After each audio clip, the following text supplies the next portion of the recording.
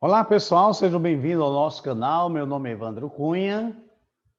Não se esqueça de se inscrever, se você ainda não fez, e partilhar esses conteúdos com seus familiares, amigos e até mesmo inimigos, de acionar o sininho para receber notificações e de nos acompanhar, se assim desejar, tá certo? Você também pode deixar os seus comentários, desde que eu faça de forma respeitosa, como nós temos já dito em outra ocasião. Pessoal, devido ao nosso vídeo, onde eu expus a minha opinião pessoal, né, sobre a ordenação de mulheres, alguns colegas, né, pastores, amigos, professores, aí enviaram suas observações de forma particular, e eu agradeço por isso, né, até mesmo não sabia que tinha tantos pastores assistindo, mas alguns fizeram algumas ponderações, principalmente, né, aqueles que não são a favor de ordenação de mulheres, e eu gostaria de fazer essas ponderações, né, aos pouquinhos aqui com vocês. A primeira é o seguinte: alguns advogam, dizem, não, Evandro, mas no Antigo Testamento, como você falou, não há espaço para ordenação de mulheres. Como você mesmo falou, é um sistema todo centralizado no masculino, etc, etc. Pessoal, deixa eu agora entrar aqui em mais alguns detalhes, né? Não é apenas a questão do masculino, ok? Eu mencionei ali porque, na verdade, não dá para falar tudo, né, em 30 minutos. Mas não é só a questão do masculino. Por que não é apenas questão de masculino? Porque não era qualquer israelita, homem, macho, que poderia ser um sacerdote, ok? Então você perceba que é algo muito diferente, porque se alguém quer pegar ao pé da letra a estrutura do Antigo Testamento para proibir a ordenação de mulheres no Novo Testamento, dizendo que a gente tem que seguir esse modelo que foi instituído no Antigo Testamento por Moisés, então vocês terão que lidar no Novo Testamento com o problema. Porque de onde é que nós iremos encontrar os sacerdotes, né? Os sacerdotes da tribo de Levi? Porque lá só podia da tribo de Levi. Jesus foi um caso à parte, né? Melquisedeque também, que não era de Israel, né? Não era sacerdote de Israel. Mas Israel tem que ser da tribo de Levi, aí você já tem um problema, não é só o macho que está aí em jogo, tá ok? Não é só o macho, porque é o macho da tribo de Levi. Então, perceba, irmãos, que quando você vai pegar esse modelo ao pé da letra, você vai ter problemas, você vai ter que em algum momento, ter que explicar essas coisas. Né? Tem que explicar, não é que você vai... Como é que você vai explicar? Nós mostramos que existia sacerdotisas e até mesmo deusas, mas não Israel. Né? Não Israel. Quando chegava Deus em Israel, era através da idolatria. Né? Tá certo? Então, esse aqui é um ponto. Tá dando para entender isso aí direitinho? Esse é um ponto. Se a gente for pegar o pé da letra, tem que ser da tribo de Levi. Então, todos nós, pastores hoje e tal. Aí alguém diz, não, mas espera aí. No Novo Testamento, Jesus escolheu 12 apóstolos que não eram da tribo de Levi. Aí você agora tem outro problema para resolver. Qual é o outro problema que você tem para resolver? Veja, então, não é só questão de homem, né? Não é só questão de homem, não é questão só da tribo, né? Porque agora já não é da tribo de Levi. Aliás, o sacerdote na época de Jesus, como eu já falei para vocês, pouquíssimos eram da tribo de Levi. O restante era até estrangeiros, que tinham comprado, né? Isso aí na época de Herodes o Grande, não dá para a gente entrar nesse detalhe agora. Tá certo? Então perceba essa problemática, né? Perceba essa problemática aí. Um outro detalhe que alguém diz, mas veja, pastor, isso é tão certo que Jesus escolheu 12 homens e não 12 mulheres. Queridos, aquilo, nós temos que entender a espiritualidade das coisas. A religião tem a ver com espiritualidade. Se a gente não aprender a lidar com os simbolismos, a gente vai ter dificuldade.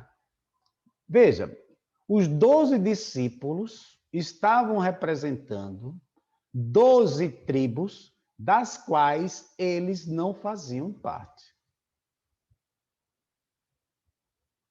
Deu para entender? De onde é que o senhor tirou isso, pastor? Da Bíblia. Porque as 12 tribos tinham sido perdidas. Então, das 12 tribos, todo Israel pós-exílico é um Israel oriundo da tribo de Judá e da tribo de Benjamim. E um pequeno fragmentozinho ali dos levitas, né, que viviam naquela região ali. Muitos levitas também se espalharam. Como é que a gente sabe que tinha levita ainda? Porque lá fala de Barnabé no livro de Atos, né? E diz que Barnabé era um levita, tá certo? Da tribo de Levi. Então, isso mostra, queridos, que mesmo os discípulos representando 12 tribos, eles não eram das 12 tribos. Eu só quero mostrar para vocês que vocês entendem essa dinâmica da espiritualidade, né? Então, no Antigo Testamento era o sacerdote macho, mas não era qualquer macho. Era o macho da tribo de Levi. E mesmo da tribo de Levi tinha que ser homens perfeitos, fisicamente falando, capazes intelectualmente falando, para poder participar. Porque havia uma representação tipológica muito forte para o Messias. Chega no Novo Testamento. Como eu falei para vocês no outro vídeo, né? Jesus e os discípulos, eles estão ainda debaixo do Antigo Testamento, da Antiga Aliança, né? Então, eles chamam os 12, representando 12 tribos, que na verdade não existiam mais, mas chamam os 12 e agora envia os 12 como os 12 sacerdotes, porque Pedro mesmo diz, né? Pedro diz que nós somos agora o sacerdócio de todos os santos, né? Os sacerdotes de todos os santos. Está dando para entender direitinho isso aí? Então, por que eu estou mencionando isso aí, né? Para mostrar que, mesmo se a gente pegasse o Antigo Testamento, a gente tem esses problemas. Se a gente pega no Novo Testamento, se for pegar o pé da letra, né? Porque foram 12 homens, e o fato de que esses não eram representantes de 12 tribos que não existiam mais. Aí você já tem outro problema aí para resolver, né? Mas veja, o que eu estou querendo mostrar com isso, né, é que até os discípulos ali, nós estávamos vivendo o Antigo Testamento, a Antiga Aliança, né? Jesus morre, ressuscita. Quando ele ressuscita, nasce um novo homem, né? Gálatas 3, acho que é 28, é 38, né? Paulo fala do novo homem, já não existe mais, né, na nova comunidade, essa questão de judeu, gentio, macho, fêmea e tal. Nós somos um agora, é nele, né? Nós somos um. Ou seja, se você quer uma base teológica maior do que essa, cara, né?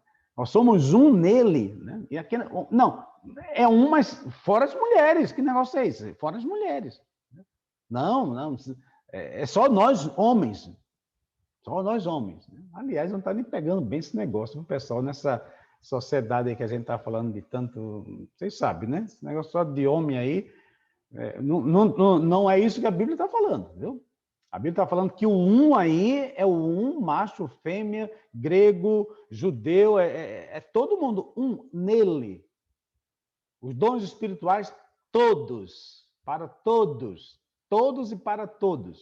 Então, a gente não tem como. Aí eu volto a repetir, mas por que não foi? Por que não foi colocado em prática? Eu mencionei a questão da escravidão também, que não foi colocada em prática devido às questões sociais. Ok, mas alguém me colocou aqui uma coisa interessante, para a gente avançar mais um pouquinho aqui. Diz, pastor, mas nem todas as igrejas que adotaram a ordenação de mulheres abriram margem para a agenda gays. Pessoal, isso aí foram as exceções. Foram as exceções. Ok? Se você quer basear a sua vida sobre exceções, tudo bem.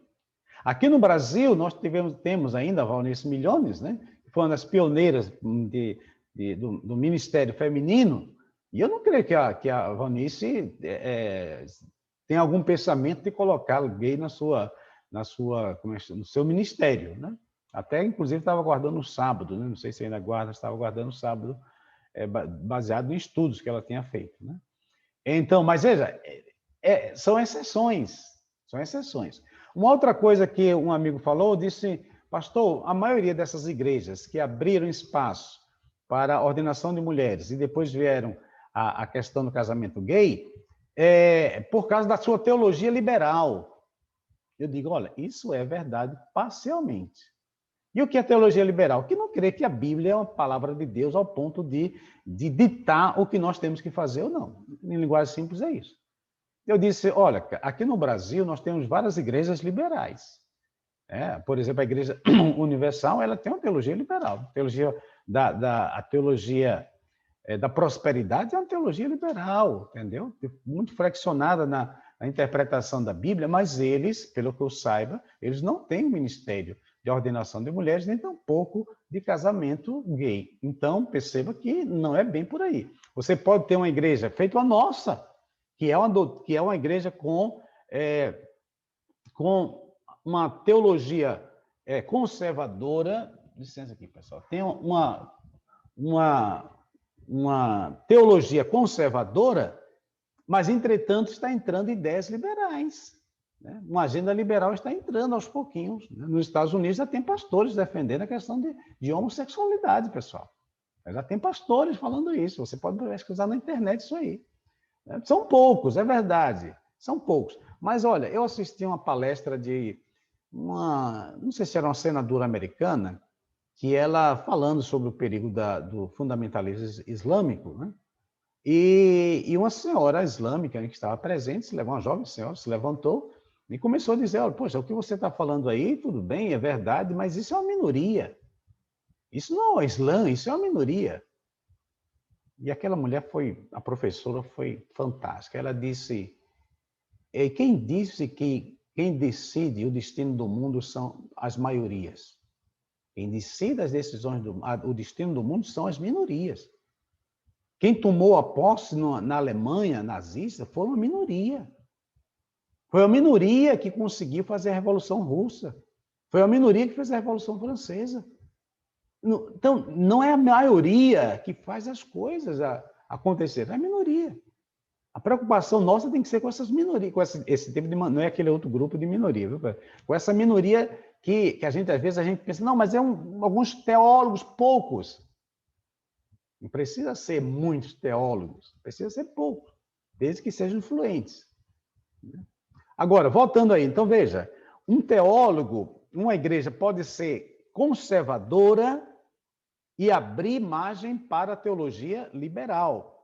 E às vezes é o inverso. Por exemplo, eu não sei se vocês sabem disso, mas os pioneiros dos estudos liberais, ou seja, dos estudos que questionavam a autoridade da Bíblia como palavra de Deus, nasce ali com a Spinoza, que era um judeu, depois com outros teólogos do norte da Europa, que eram protestantes.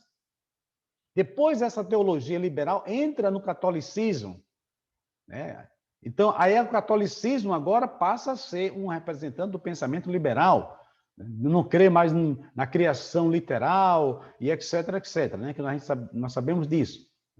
Mas, entretanto, a Igreja Católica, ela tem uma teologia liberal, mas essa teologia liberal, ela não gera imoralidade. Está dando para entender isso aí? Ela não gera.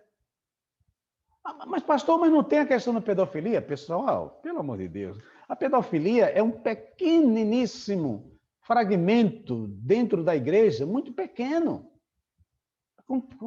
Comparar aí não sei quantos milhões de católicos, e aí você agora vai dizer que todo católico é um pedófilo? Não, isso não faz sentido, né? Quem é a grande guardiã da família tradicional ocidental? A Igreja Católica. Ela tem uma teologia liberal, que não crê que a Bíblia é a palavra de Deus, mais a tradição, mais a Bíblia, mais não sei o que mais, né? Que formam a autoridade, né? Feito os judeus também. Os judeus também muitos são liberais. A teologia judaica, pessoal, não é fundamentada na Bíblia, não. Isso quem diz são os próprios teólogos, os rabinos e teólogos judeus. É fundamentado no Talmud. Então, não é na Bíblia, é no Talmud. Mas, mesmo assim, eles não promovem imoralidade. Eles podem ser liberais na teologia e serem conservadores na moralidade, nos costumes. Tá certo? Então, essa ideia não é uma ideia dizer que as igrejas que abrem espaço para a ordenação de mulheres e, consequentemente, para casamentos gays, todas têm a teologia liberal. Não. Como nós acabamos de falar. Existem movimentos católicos nos Estados Unidos, na Europa, né, que para fazer isso, eles tiveram que ser desligados da igreja. Se desligaram da igreja, fizeram casamentos gays, sacerdócios gays, etc, etc, mas fora da igreja. Fora da igreja. Deu para entender isso aí, pessoal? Então, essas coisas a gente tem que estar bem claras na nossa mente, porque, como diz João, nós estamos vivendo agora a Babilônia, né? É a Babilônia dos últimos dias. E a gente tem que estar bem, essas ideias têm que estar bem nítidas na nossa mente e a gente poder discernir bem essas coisas. Poxa, a minha igreja, ela é conservadora, mas isso não impede que ela seja flexível no que diz respeito à moralidade. Né? Comparando, se você comparar a ética protestante, que já foi motivo, né?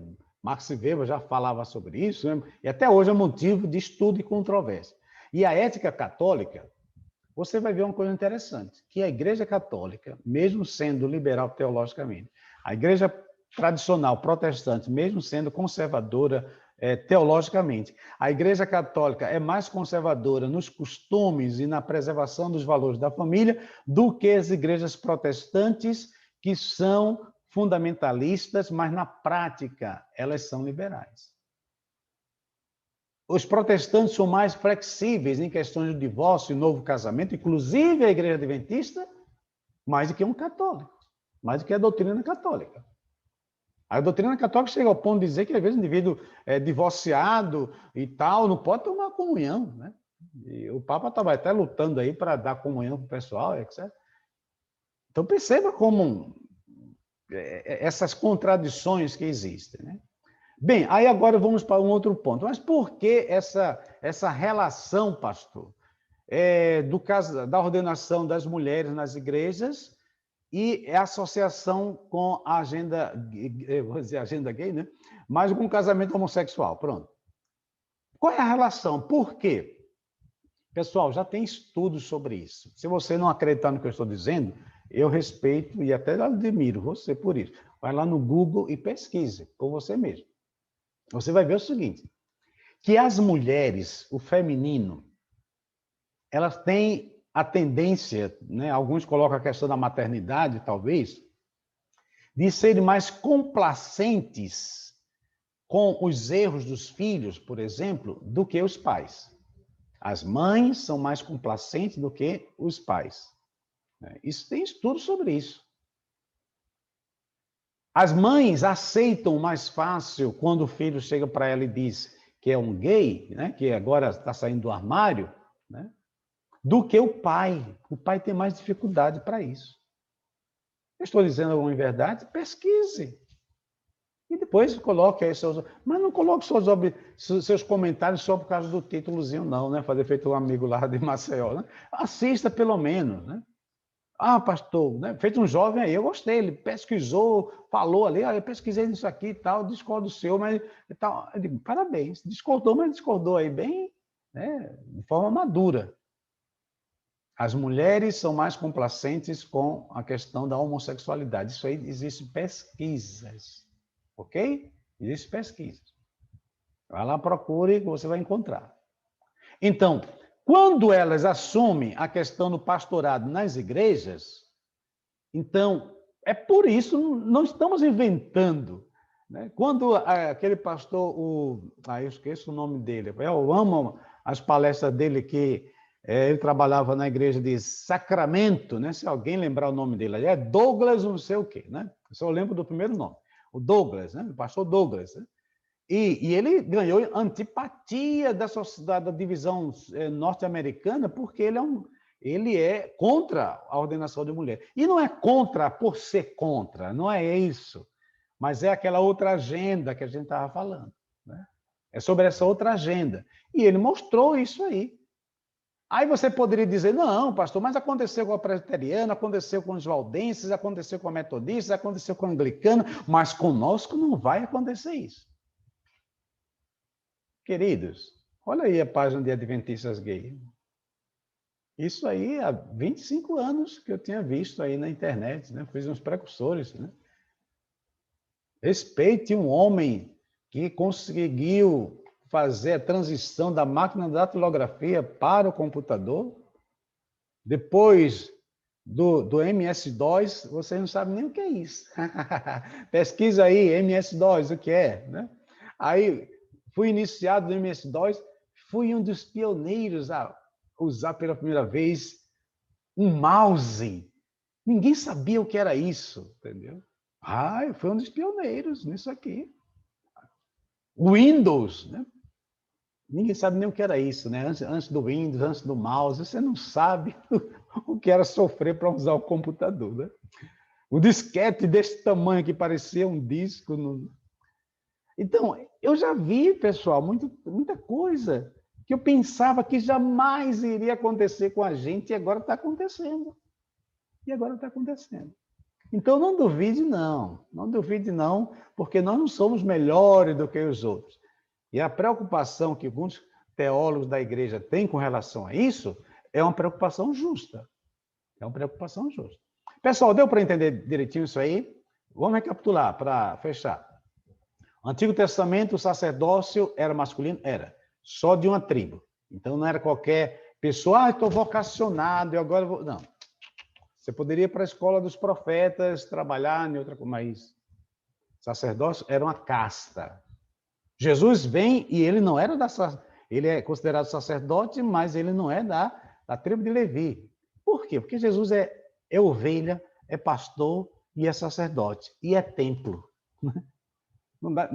É impossível definir Jesus de uma forma absoluta e definitiva, né? Então, vem os discípulos. 12 discípulos, só judeus. Então, se a gente for pegar o pé da letra, os pastores todos têm que ser judeus. Os 144 mil, a gente tem que pegar o pé da letra, porque são judeus, que não se contaminaram com mulheres, né? Então, 12 discípulos representando 12 tribos, que não existiam mais, apenas 3, digamos assim, ou 2,5. Ok? Então, hoje, para quem fosse ser pastor, teria que ser da tribo, pelo menos ser judeu, né? Se a gente for pegar o pé da letra. Não, mas tem que ser só macho. Não. Mas no Antigo Testamento não era ser só macho. Por que você está querendo pegar isso aí no Novo Testamento e não quer pegar do Antigo Testamento, que a casta era uma casta sacerdotal? Se você quer levar a sério as ideias da Bíblia, você tem que pegar que é uma casta. A gente teria que ter uma casta sacerdotal. Se não fosse de Levi, mas pelo menos aqui cada nação tem uma casta sacerdotal preparada para ser um sacerdote. Pessoal, percebeu o absurdo disso aí tudo? O sacerdócio do Novo Testamento, o sacerdote de todos os crentes. Não envolveram as mulheres pelas razões que nós já mencionamos, né? Que as mulheres, olha pessoal, mulheres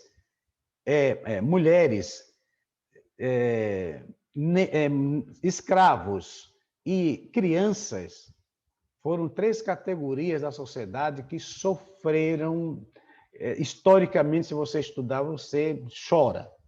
Como as crianças sofreram através da história, como as mulheres sofreram, né? E como os escravos, que até hoje existem. Eu estou falando de escravo aqui, não estou falando negócio de racismo não, viu, pessoal? Estou falando só aquele negócio de negros, não.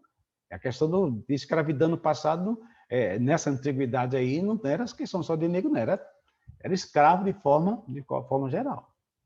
Ok, pessoal, deu para entender? Se não deu, eu até sei, porque é muita informação e tal, mas eu espero que você entenda, né? E, pastor, existe essa relação de que toda igreja que ordena as mulheres e que essas mulheres geralmente são simpáticas ao casamento gay, é por causa da teologia liberal? Não. Não é. É por causa da teologia conservadora? Não. Não é. Pessoal, por quê? Porque nós sabemos quem é que está por trás disso. Sabemos que o diabo usa todas essas coisas para desconfigurar as coisas que Deus faz. Porque não é, se fosse só teologia liberal, nós já mostramos aqui que não é só. É só conservadora, não. E às vezes é conservadora na doutrina, mas nas práticas termina cedendo. E nós já temos professores aí, teólogos nossos, advogando a homossexualidade. Ok? Bem, é por aí, não precisa concordar comigo, tá certo? Mas desde que eu faça de forma respeitosa E se quiser trocar ideias, quem sabe montar, a gente fazer uma lives aí, você pegar alguns teólogos da igreja e contra e a favor, não tem problema. Pode me convidar que eu não teria dificuldade para a gente conversar sobre isso. Tá certo? Então, um forte abraço e a gente se vê na próxima oportunidade.